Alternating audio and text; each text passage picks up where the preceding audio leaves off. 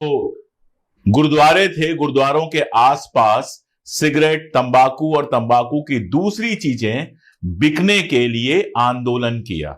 आप जानते हैं सिख धर्म में तंबाकू बैन है, तो जो गुरुद्वारे हैं या गोल्डन टेंपल जो है उसके आसपास ये मांग की गई कि इस तरह के जो दुकानें इस तरह की हैं उन दुकानों को बंद किया जाए। लेकिन भारतीय जनसंघ ने उस जमाने में यह आंदोलन चलाया कि ये दुकानें बंद नहीं होनी चाहिए। और इसी समय आर्य समाज ने एक जुलूस निकाला था जिसमें 10,000 हिंदू थे, जिनकी उंगलियों में जलती हुई सिगरेटें थीं और तलवारें थीं, और जो नारा लगा रहे थे, बीड़ी सिगरेट पिएंगे, शान से जिएंगे। ये उस जमाने में भारतीय जनसंघ कर रही थी। ये सिखों और हिंदुओं के बीच में बंटवारा डालने का काम था। यह बहुत सिंपल सी बात है, अगर कोई मंदिर है तो उसके आसपास मांस की दुकानें नहीं होती हैं, क्योंकि मंदिर की पवित्रता उससे भंग होती है।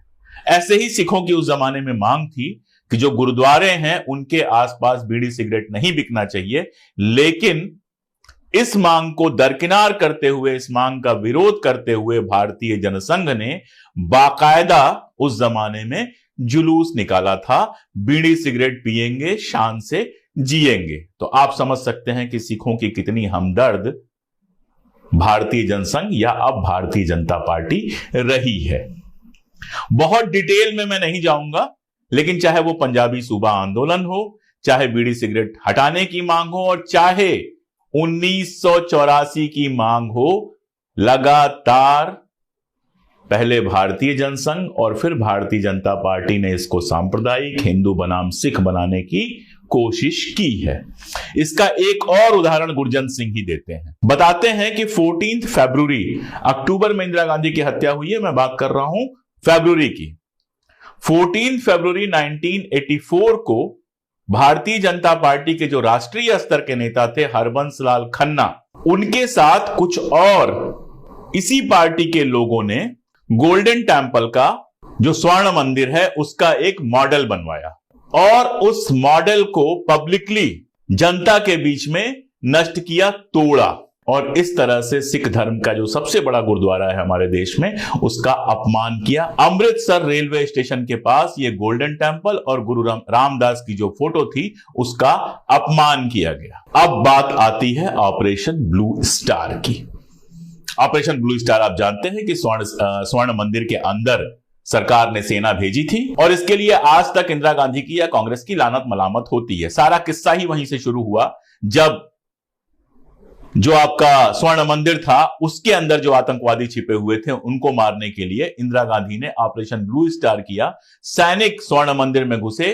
कहा जाता है कि जो सैनिक गए वो जूते वगैरह पहन के गए। ये सिखों को बहुत बुरा लगा, अपने धर्म का अपमान लगा और उसी का गुस्सा था जिसके चलते इंदिरा गांधी की हत्या हुई। ये कहानी वो है जो हम सब जानते हैं। इसके साथ एक और कहानी है। स्वर्ण मंदिर में सेना भेजने के लिए जो लोग भारत सरकार पर दबाव डाल रहे थे उसमें राष्ट्रीय स्वयंसेवक संघ और बीजेपी के लोग शामिल थे। आप कहेंगे आप कहां से कह रहे हैं? मैं कहीं से नहीं कह रहा हूं। लाल कृष्ण आडवाणी, आप जानते हैं लाल कृष्ण आडवाणी की भारतीय जनता पार्टी में क्या हैसियत रही है। लाल कृष्ण आडवाणी ने ऑपरेशन ब्लू स्टार से कुछ दिन पहले बाकायदा जुलूस निकाला था। आपको स्क्रीन पर वो पिक्चर दिख रही होगी। और मैं ये भी बता दूं कि ये जो तस्वीर मैं लगा रहा हूं वैसे तो आप गूगल करेंगे आपको कहीं भी मिल जाएगी, लेकिन आडवाणी की अपनी आत्मकथा जो उन्होंने खुद लिखी है, अपनी आत्मकथा माई कंट्री माई लाइफ में ये तस्वीर भी शामिल है। उस किताब से ये तस्वीर लेकर मैं आपको दिखा रहा हूं जिसमें स्वर्ण मंदिर के अंदर फौज भेजने के लिए आडवाणी जी ने बाकायदा जुलूस निकाला था और वो इस बात को बाकायदा स्वीकार भी करते हैं, इनकार नहीं करते कि ये जुलूस किसी और चीज का था। पहली बात तो ये कि ये फोटो अपनी उस आत्मकथा में छपवाते हैं और उसके बाद उस आत्मकथा में एक अध्याय है the trauma and the Triumph of Punjab. उसमें आडवाणी बाकायदा लिखते हैं, स्क्रीन पर आप इंग्लिश में पढ़ सकते हैं, मैं हिंदी में आपके लिए पढ़ देता हूं।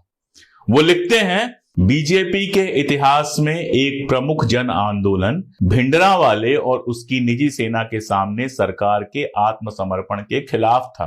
भिंडरावाले ने स्वर्ण मंदिर को अपनी कार्रवाई का मुख्यालय बनाया हुआ था और इसीलिए आडवाणी जी ये मांग कर रहे थे कि स्वर्ण मंदिर के अंदर सेना भेजी जाए, यानी जो ऑपरेशन ब्लू स्टार हुआ था उसको बीजेपी और आरएसएस की भी पूरी